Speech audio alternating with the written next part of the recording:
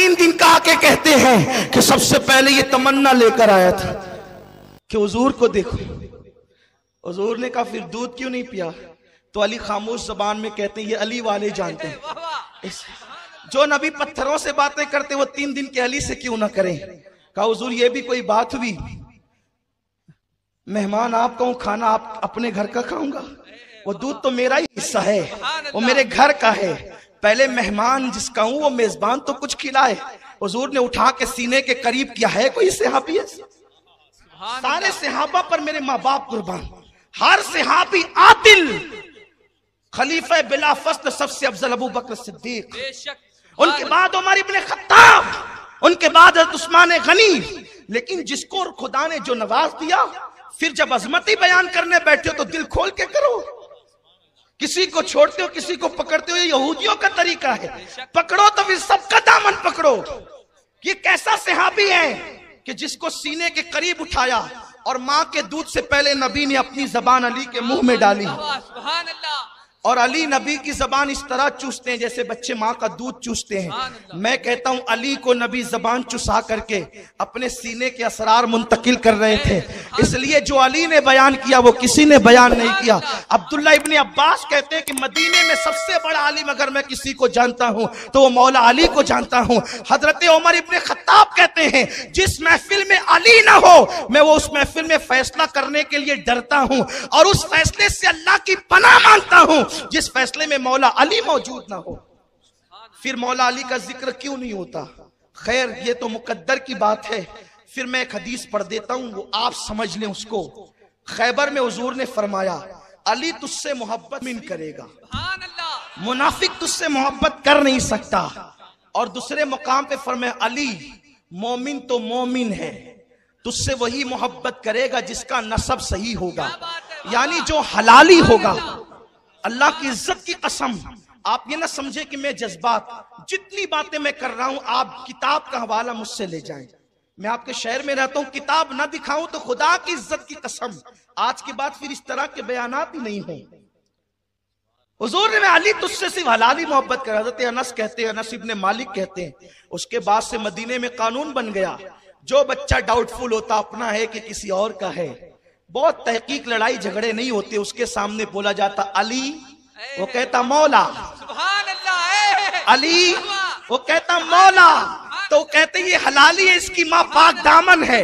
और अली का नाम सुनकर के चेहरा उतरता, तो इसकी माँ आवारा है, ये रहने के काबिल नहीं है, उसकी माँ को तलाक दे दिया जाता। खुदा की इज्जत की कसम, अनस इब्ने मालिक की रिवायत आप उठा करके पढ़ें, ये है।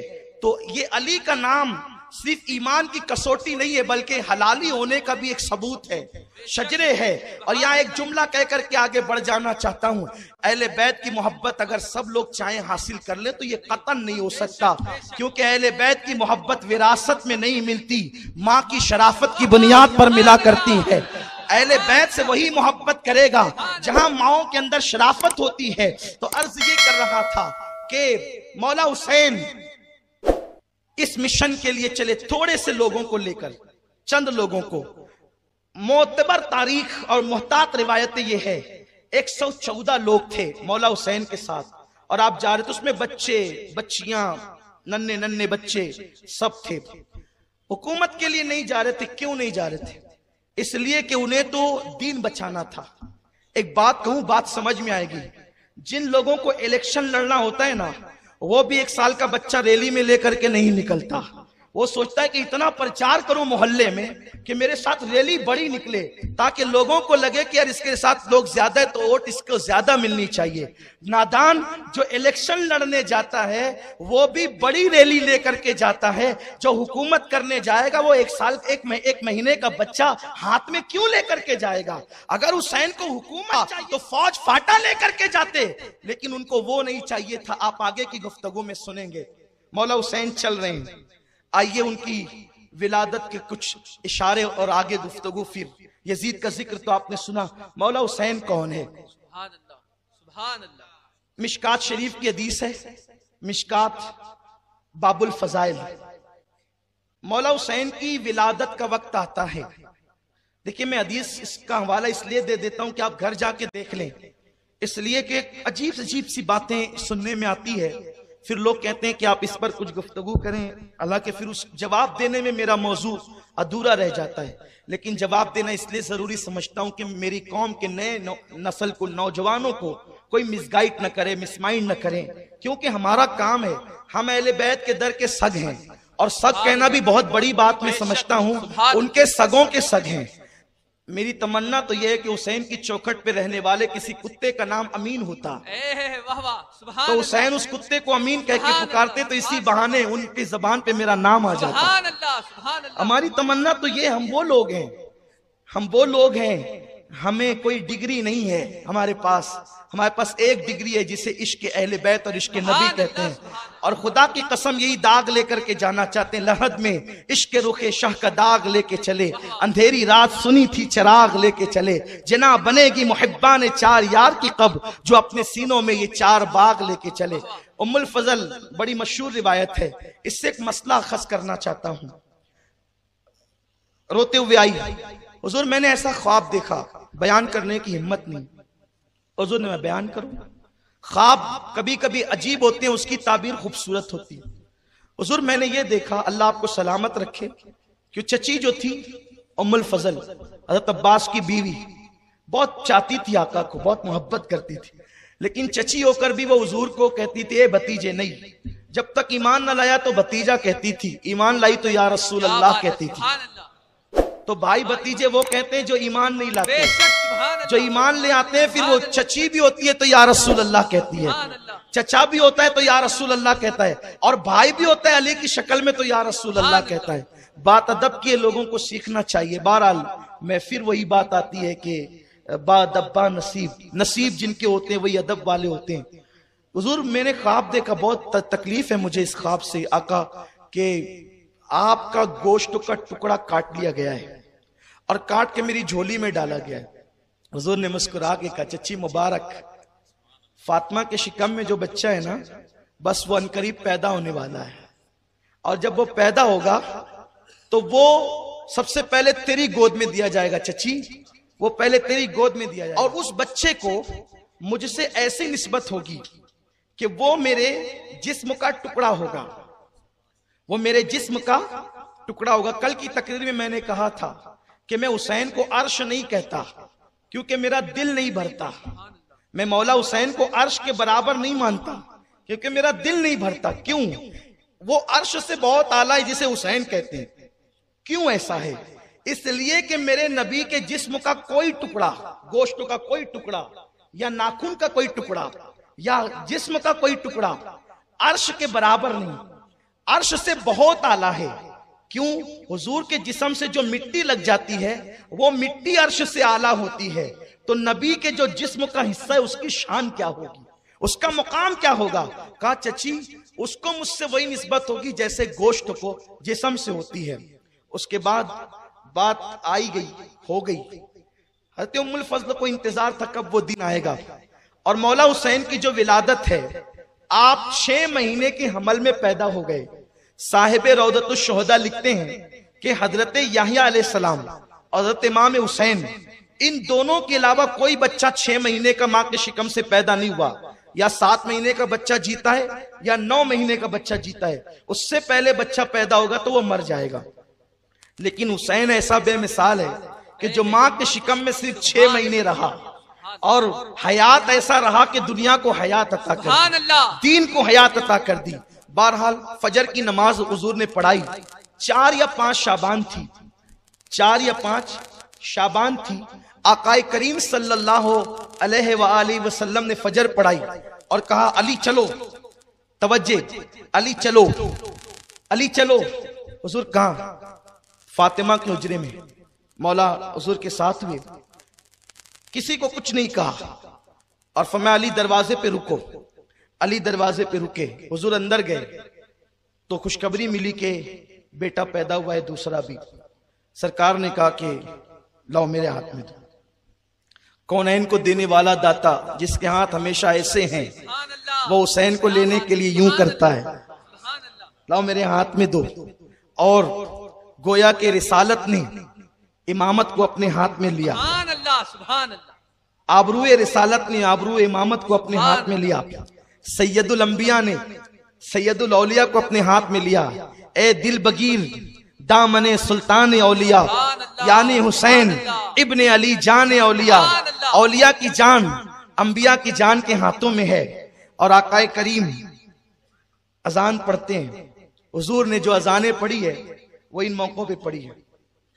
ये एक मसला भी व्हाट्सएप पे बहुत गश्त करता था कि हुजूर ने अजान कब पढ़ी, तो मौला हुसैन के कान में पढ़ी, मौला हसन के कान में पढ़ी, और एक मर्तबा ज़ोहर की नमाज के वक़्त भी अजान पढ़ी, और वो एक अलग तफसील है। अजान पढ़ी, घुट्टी दी, फिर वही घुट्टी अपनी जबान चुसाई मौला हुसैन को, और हुजूर अलैहिस्सलातु व तस्लीम मौला हुसैन का गला चूमने लगे। ये अल बिदाया वन निहाया, उसी के साथ मिशकात, उसी के साथ अस्सवाइकुल मुहर्रिका, ये जो किताबें हैं ना, इन सारी किताबों में सवाने करबला, सारी किताबों की रिवायतों का गुलदस्ता मैं एक रिवायत में आपके सामने पेश कर रहा हूं। हुजूर चूमने लगे पे जो है वो गला। उतने में जिब्रील आए। आने के बाद जिब्रील ने अर्ज की, हुजूर अल्लाह आपको मुबारकबाद देता है कि आपके घर में बेटा पैदा हुआ। हुजूर ने खुदा का शुक्र अदा किया, फिर कहा अल्लाह आपकी ताज़ियत भी करता है। अब ये बात खास तौर पे सुनने की है, अल्लाह आपकी ताज़ियत भी करता है। हुजूर ने कहा जिब्रील, खुशी का मौका है, मुबारकबाद तो समझ में आती है, ताज़ियत तो गम के मौके पे की जाती है, अल्लाह मेरी ताज़ियत क्यों करता है? अर्ज की आका, ये जो आपका हुसैन है, ये आपका हुसैन है जिस गले को आप चूम रहे हैं। आपकी उम्मत वादिये तफ में यानी करबला के मैदान में आपके बेटे को खानदान के साथ 3 दिन भूखा प्यासा रखकर शहीद कर देगी। देखिए, पहला दास्तान करबला बयान करने वाला, पहला दास्तान करबला। लोग कहते हैं मुहर्रम में क्या पागलों की तरह और रावजियों की तरह महफिलें बना करके बैठे हो, ये दास्तान करबला बयान करना भी कोई सुन्नियत है? मैं कहता हूं बना दिया जिब्रील को रावजी, जिब्रील को भी डाल दिया उनके खाने में। नादानो, शर्म तो करो, नई किताबें पढ़ो। लेकिन मैं जानता हूं तुम किताबें पढ़ते हो, लेकिन तुम्हें समझ में नहीं आता, इसलिए कि किताबों का पढ़ना अलग है, उसको समझना अलग है। समझना क्यों अलग है? इसलिए कि आका ने फरमाया, अना मदीनतुल इल्म व अली जुन बाबूहा, मैं इल्म का शहर हूं, अली उसका दरवाजा है। अब इल्म जिसको लेना है वो दरवाजे से आया करे, तो तुम्हारी दरवाजे से पटती कब है कि तुम दरवाजे पे आओ, और जो दरवाजे पे नहीं आता वो शहर में दाखिल ही नहीं हो सकता। इसलिए तुम किताबें पढ़ते हो लेकिन समझते नहीं हो। अगर समझना है तो पहले आओ, अली की खैरात लो। आका फरमाते अना दारुल हिकमा व अली जुन बाबूहा, मैं हिकमतों का शहर हूं और अली उसका दरवाजा है। अरे हर जगह दरवाजे से आते हैं, और जो शरीफ लोग होते हैं वो तो दरवाजे ही से आते हैं। जहां शराफत होती है वो तो दरवाजों से ही आते हैं। गैर शरीफ खुदा जाने कहां कहां से आते हैं, ये तो वही लोग जाने, इसलिए कि हमने कहीं और से जाना सीखा ही नहीं है। नबी ने फरमाया दरवाजे से आओ, तो हम नबी तक भी दरवाजे से जाते हैं और खुदा तक भी दरवाजे से जाते हैं और अपने और सबके घरों तक दरवाजे से जाते हैं, क्योंकि नबी की सुन्नत यही है। पढ़ते हो, समझते नहीं। जिब्रील सबसे पहला करबला बयान करने वाला है। और फिर आका अलैहिस्सलाम ने जब दास्तान करबला वाक़े होने से पहले, अभी करबला वाक़े नहीं हुआ, अभी करबला को वाक़े होने 53 साल का अरसा बाकी है, निस्फ सदी बाकी है। और जिब्रील नबी के घर में खुतबा पढ़ रहा है करबला का, और आका ने सुना मेरे बेटे को मेरी उम्मत शहीद कर देगी। हुजूर की आंखों में आंसू आ गए, हुजूर की आंखों में आंसू आ गए। लोग हमारे शहर को मसला बता रहे हैं, मैयत पर सोग तो 3 दिन तक किया जाता है, और औरत सोग मनाए 4 महीने 10 दिन। ये हुसैन का सोग तुमने कहां से निकाला? हमने कहा हमने हुसैन का सोग नहीं निकाला, ये करबला है, ये हुसैन है। अभी वाक़े होने से पहले नबी करबला की दास्तान सुन के रो रहे हैं। सोग मनाना अलग चीज है और मोहब्बत में रोना अलग चीज। सोग 3 दिन तक जायज है, बिल्कुल लेकिन हम तो 3 दिन भी नहीं मनाते। हम अपने मरहूमीन का सोग 3 दिन भी नहीं। यार हमसे ज्यादा दिल वाला कौन होगा। हम तो अपने पीर के मैयत के दिन भी उर्स मनाते हैं। हमसे ज्यादा जिगर वाला कौन होगा। हम तो उस दिन भी खुशी मनाते हैं, इसलिए कि गम वो करे जहां जाने के बाद अजाब का खौफ हो। हमारे मुर्शिदान तरीकत, हमारे औलिया अल्लाह, हमारे मोमिनीन कब्र में जाते तो फरिश्ते कहते नम का नौमतिल अरूस, सो जाओ ऐसे जैसे पहली रात की दुल्हन सोती है। तो वो अरूस कहते हैं और हम ऊपर उर्स उर्स करते हैं। ये तो अपना अपना ज़र्फ है, लेकिन याद रखो हम सोग नहीं मनाते हुसैन का, इसलिए कि सोग मनाने बाल नोचना मातम करना ये सोग है, लेकिन दर्द हुसैन को सुन के रोना ये नबी की सुन्नत है। दर्द हुसैन को सुन के रोना, अभी करबला वाक़या नहीं हुआ, हुजूर रो रहे हैं, तो क्या मैं ये ना कहूं मिशकात शरीफ की रोशनी में हुसैन की शहादत का जिक्र सुनकर रोना ये मेरे नबी की सुन्नत है। तो ये तो बिदत कहां से निकाली। हमने कहा अगर ये हदीस मिशकात में नहीं है, आइए बैठ के बात। ये बेचारे लूम चलाने वाले, ठेला ढकेलने वाले, जिनको इस्तिंजा की सुन्नतें नहीं पता है, जो कुरान के असरार और रुमूज से नावाकिफ है, उनको क्यों लड़ा रहे हो। कौम को इत्तिहाद की जरूरत है, क्यों इंतशार पैदा कर रहे हो, क्यों तकलीफों में लोगों को मुब्तला कर रहे हो।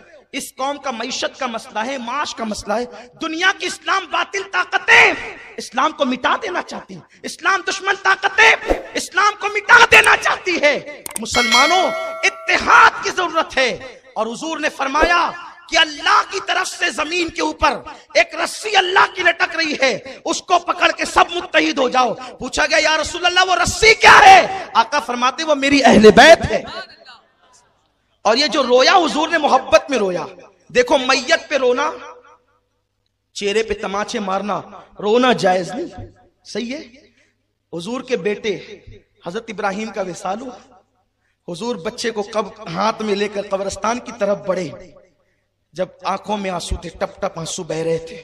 सहाबा को ताज्जुब हुआ, हुजूर आप सबको कहते हैं कि मैयतों पे वहवेला न करो, चीखा न करो, पुकार न करो, नोहा न करो, मातम न करो। हुजूर आपके बेटे के विसाल हुआ, आप भी रोते हैं।